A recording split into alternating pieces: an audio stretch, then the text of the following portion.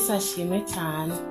Uyu munsi turabira hamwe bimwe mu bintu byotuma ufa udashitse mu masezerano, byotuma ugenda ugataha udashitse mu masezerano Imana yagusezeranyije. Hari ibintu Imana idakunda kandi abenshi usanga twabibayemo, ariko bibabaza Imana cyane. Ibyaha byose birayibabaza, ntabwo binezeza, ariko hari n'ibituma ushobora kugenda udashitse ku byo Imana yagusezeranyije. Nje kubabarira rero uyu munsi ibintu bibiri wo kwirinda kugira ngo utazopfa udashitse mu masezerano yawe Imana yagusezeranyije. Icya mbere, Imana yanga umuntu widodomba. Kwidodomba bitera Imana igikomere. Kwidodomba rega ntabwo tuba dukwiye kwidodomba.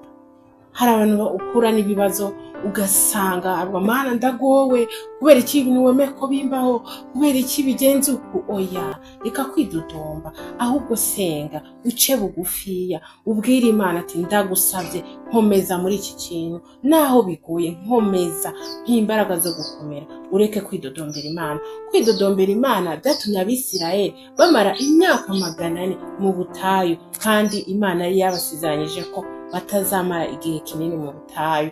Rero mwene data, ndakwifuriza ureke kwidodomba. Ndetse turabye neza muri Bibiliya hari aho bavuga ko imyaka yabaye 430. Iyo 30 bayita imyaka y'ubuginga, kuko imyaka 400 iheze ntago abari bakiriho bibukije Imana ko ya myaka yabasezeranyije yageze. Imana rero ikirabihorera.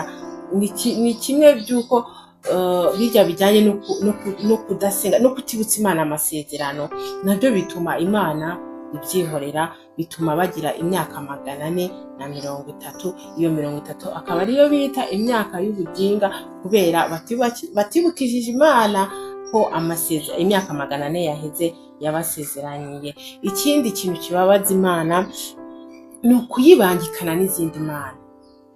Nshuti yanjye, nukuri ibyo bintu birababaza umutima w'Imana, kuyibangikanya n'izindi mana. Ijambo ry'Imana riravuga ngo ndi Imana ifuha. Hari aho Imana ivuga ngo ndi Imana ifuha, irafuha. Rero tugiye mu buzima twe turimo, uzarabe ukunda umuntu, tuvuge nk'umutware cyangwa umufiance wawe, aha abamama baca banyumva, ukumva ari kumwe n'undi muntu, urababara cyane.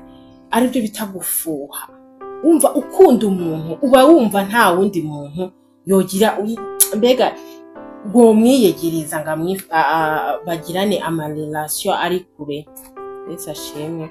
Nubwo rero n'Imana iratubwira ngo ndi Imana ifuha. Imana ntikunda umuntu yibangikana n'izindi mana. Ugasanga uyu munsi uri gusenga Imana, wakijijwe cyane, ejo urarwaye, ugeze kure, cyangwa uhuye n'ikibazo kidasiguritse neza, ugiye mu bapfumu.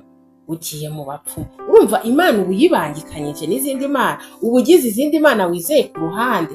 Imana rero birayibabaza, bigatuma wowe uva muri uyu mubiri udashitse mu byo yagusezeraniye. Mwene data, ndakwinginga ngo wizere Imana, ndaguhamagara ngo wizere Imana. Ibikubayeho byose wizere Imana, kuko turazi ibintu byinshi Imana yadukoreye, turazi ibintu byinshi Imana yakoreye abatubanjirije, uburyo yazura n'abapfuye, uburyo ari n'ijambo rivuga ko na nyuma ya zero Imana irakora. Rero mwene data, izere Imana muri byose, uyishira imbere, woye kuyibangikana n'izindi mana, nayo Imana izogusikana mu masezerano. Kandi wirinde kwidodomba mu bibazo, utuze, ubwire Imana ati nkomereza umutima, ubwire Imana ati mutima wanjye komera. Rero nico ndakwifuriza. Shalom shalom.